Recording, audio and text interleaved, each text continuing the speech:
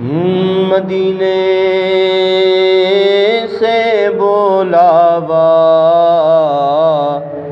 رہا ہے، مدینے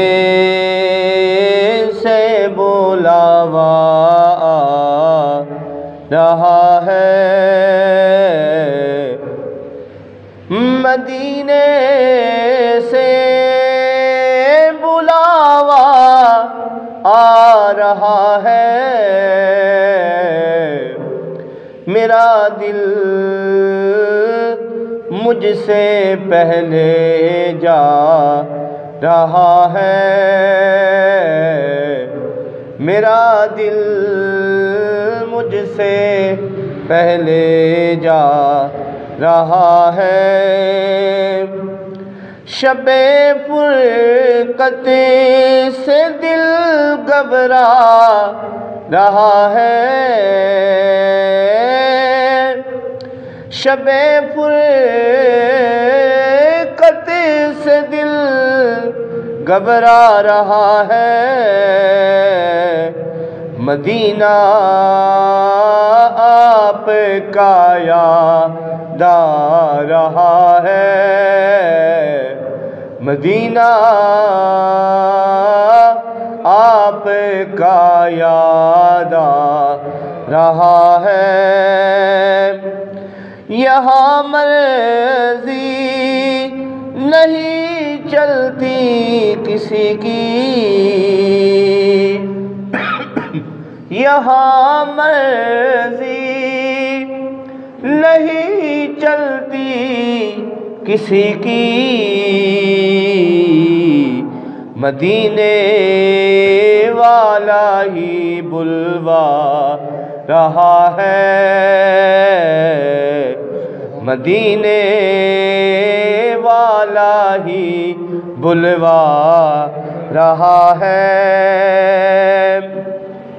عجب ہے سبز گنبد کے نظارے، عجب ہے گنبد خضرا کے نظارے،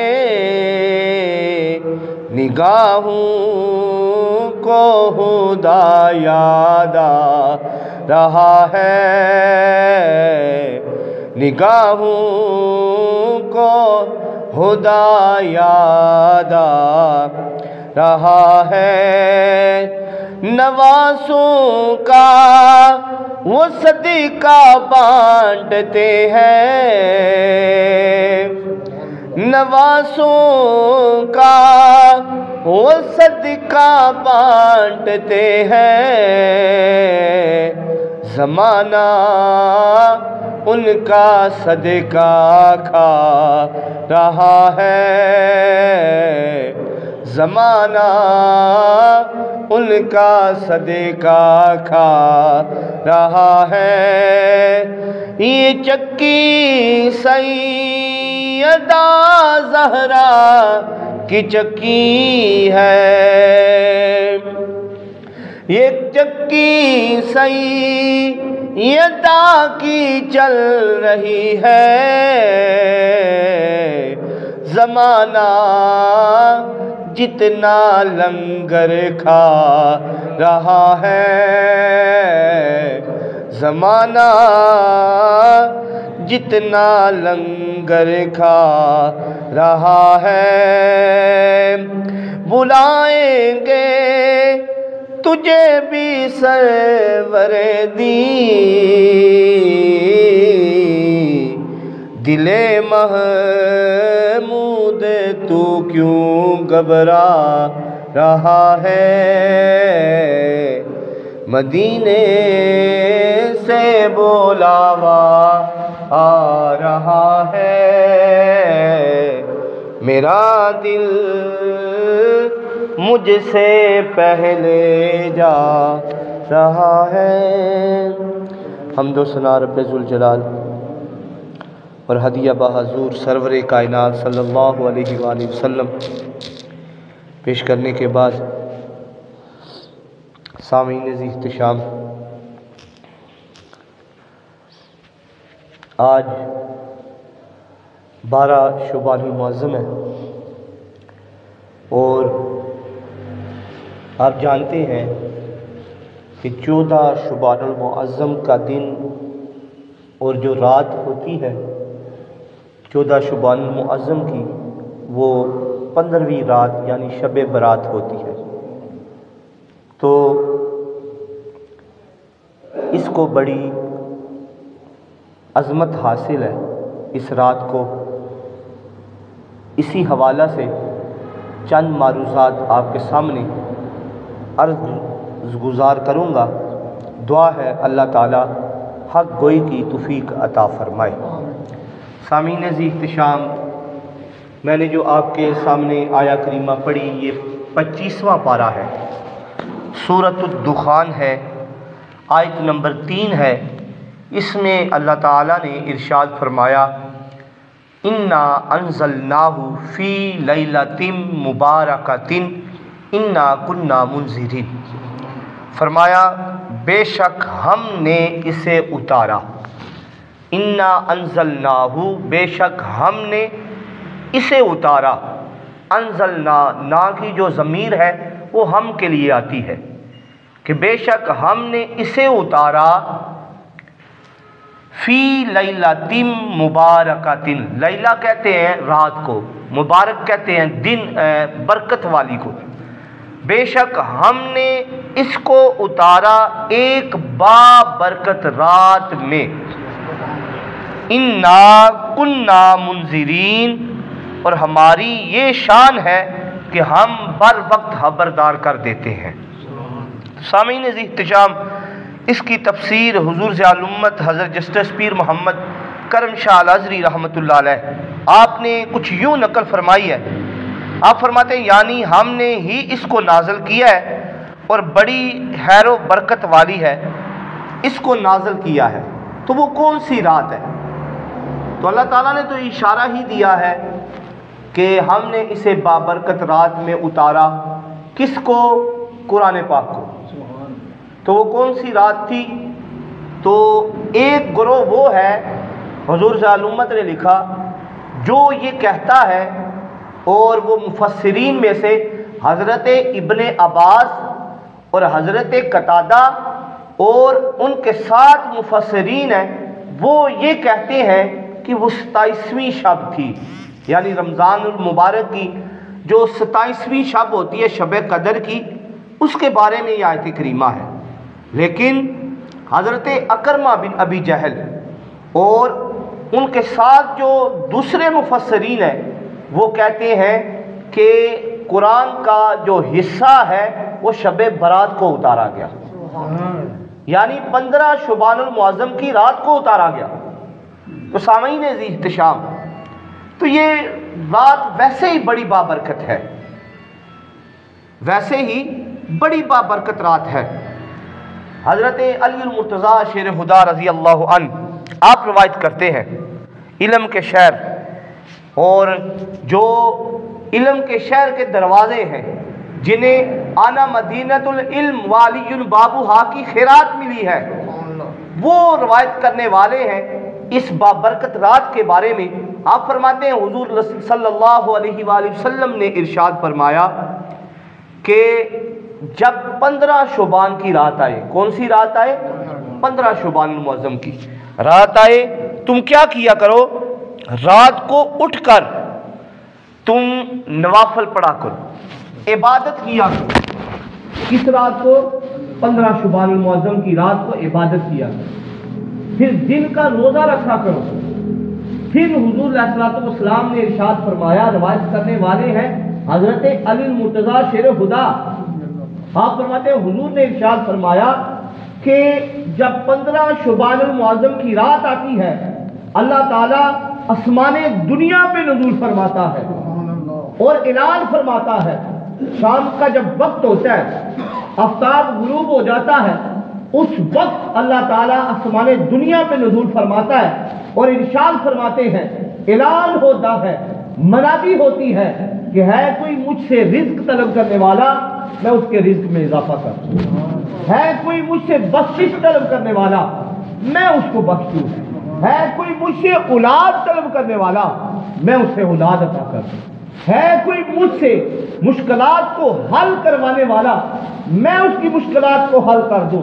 تو سامعین احتشام، یہ ہمارا ایمان ہے، یہ ہمارا یقین ہے، یہ ایمان کا بنیادی حصہ ہے کہ اولاد کون عطا کرتا ہے؟ اللہ۔ کوئی پیر اولاد عطا نہیں کر سکتا، کوئی بندہ اولاد عطا نہیں کر سکتا، اللہ کا اذن ہوگا، اللہ کی قوت ہوگی، اللہ کی عطا ہوگی، تب اولاد حاصل ہوتی ہے۔ تو اولاد کون عطا کرتا ہے؟ اللہ۔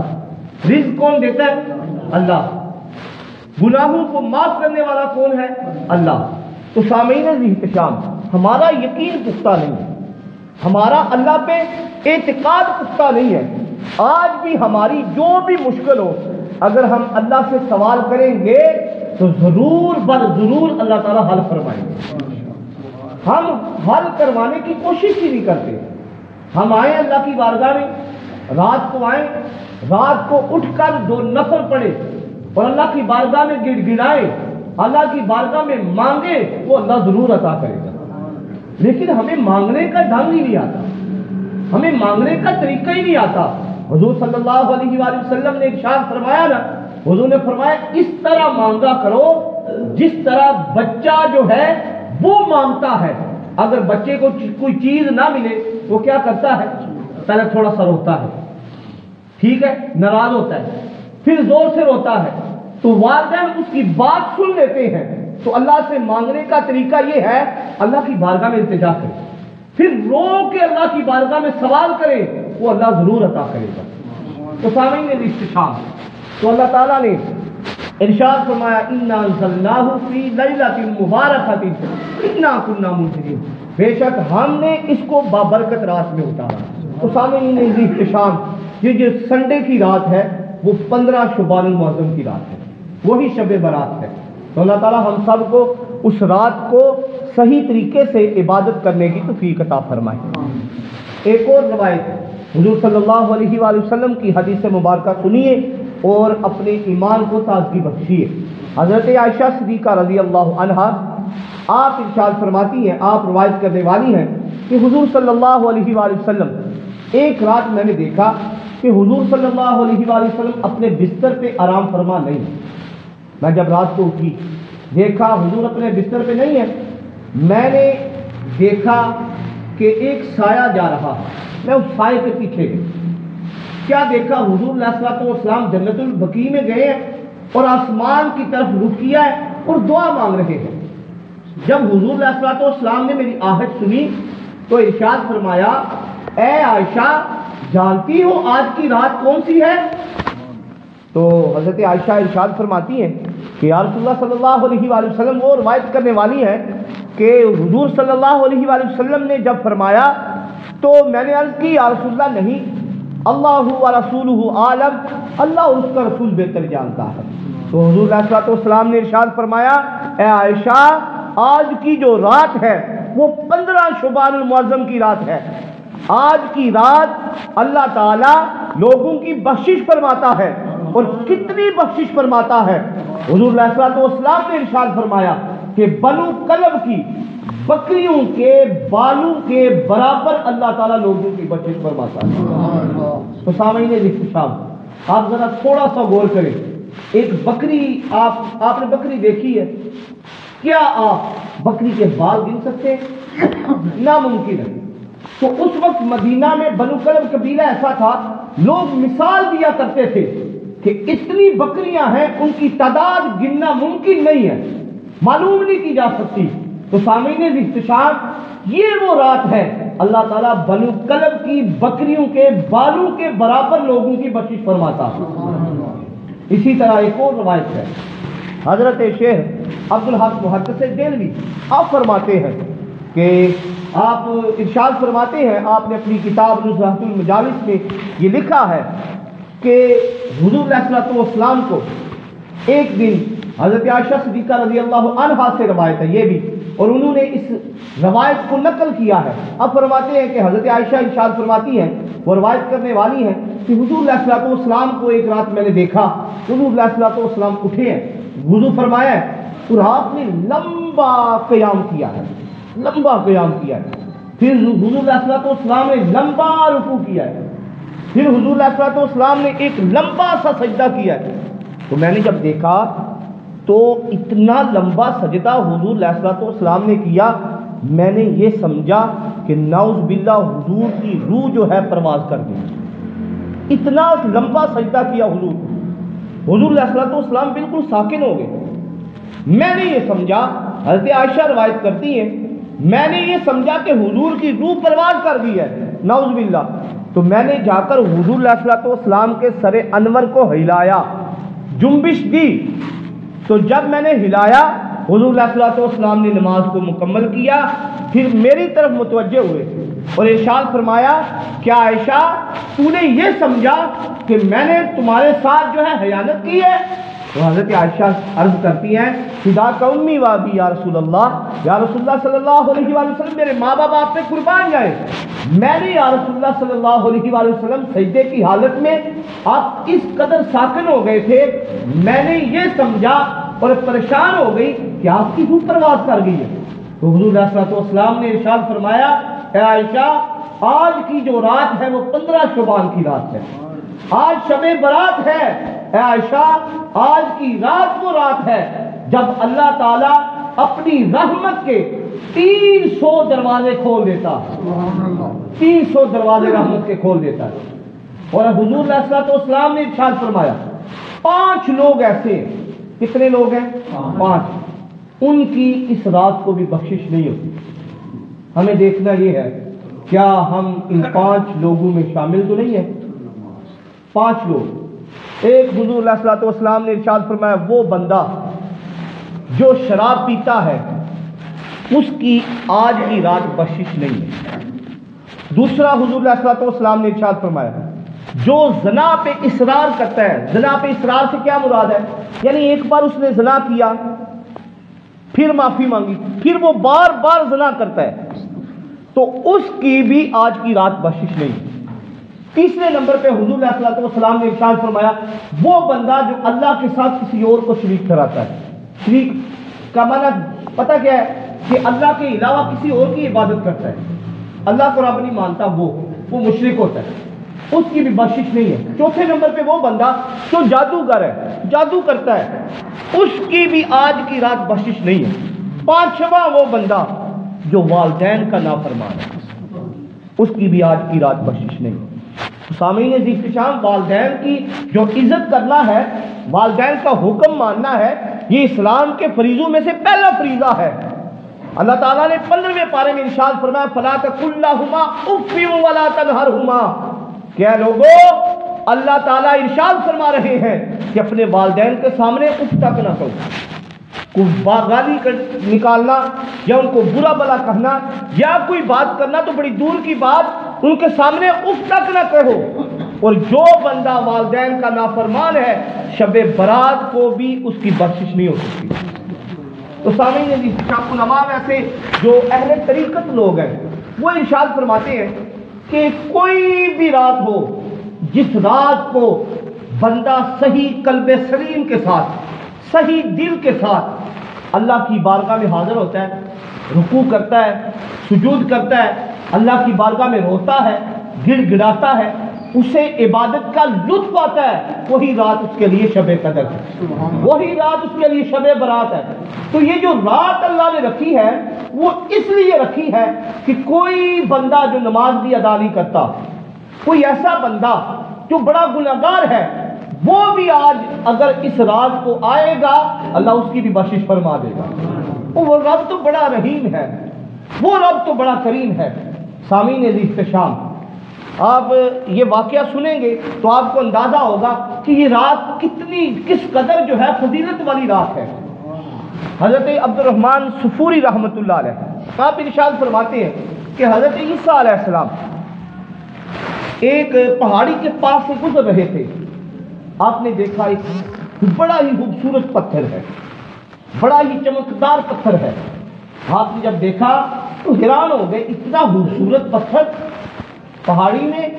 آپ جب حیران ہوئے اللہ تعالیٰ نے اسی وقت وحی فرمائی اور ارشاد فرمایا عیسیٰ تو حیران ہو رہا ہے اس پتھر کو دیکھ کر، میں تجھے اس سے بھی زیادہ حیران نہ کر دوں؟ حضرت عیسیٰ علیہ السلام عرض کرتے ہیں باری تعالیٰ ہاں مجھے اس سے بھی زیادہ حیران کر دے۔ تو اللہ تعالیٰ ارشاد فرماتے ہیں ذرا اس پتھر کو ٹھوکر تو لگا۔ حضرت عیسیٰ علیہ السلام نے اس پتھر کو ٹھوکر لگائی، کیا دیکھا؟ وہ پتھر ٹوٹ جاتا ہے، اس میں ایک بندہ عبادت کر رہا ہے، بندہ عبادت کر رہا ہے پتھر میں۔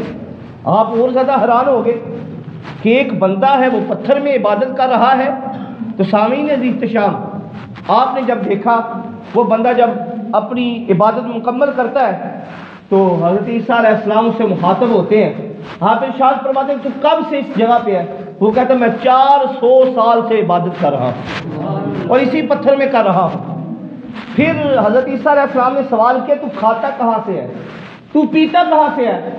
وہ کہتا ہے کہ جب مجھے بھوک لگتی ہے میرے سامنے انگور کی بیل آ جاتی ہے، میں چند لقمے وہ کھجور وہ انگور کے منہ میں ڈالتا ہوں چند گچھے، تو میری بھوک ختم ہو جاتی ہے۔